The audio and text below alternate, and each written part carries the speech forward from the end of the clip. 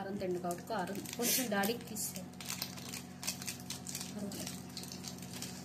Okay, మనకి spice వేస్తాం. ఇది బాగా స్పైసీ.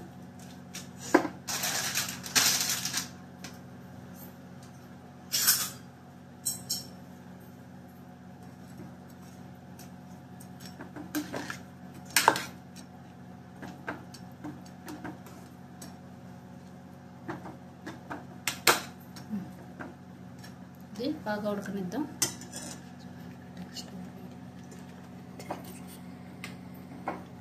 బాగా ఉడకాలి. ఉడికాక తర్వాత మళ్ళీ చూసారు కదా, ఇది ఇలా బాగా ఉడకనివ్వాలి. ఇది బాగా చీజీ స్పైసీగా ఉంటుంది. ఇందులో చీజ్ మిక్స్ కూడా ఉంది. ఇది బాగా ఉడకనివ్వాలి. కావాలనుకున్న వాళ్ళు ఇందులో వెజిటబుల్స్ కూడా వేసుకోవచ్చు.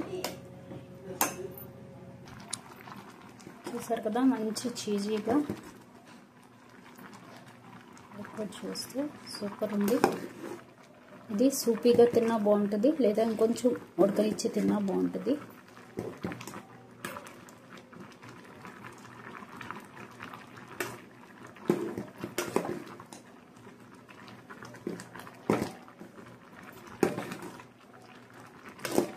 మంచి స్పైసీగా ఉంది, చీజీగా ఉంది.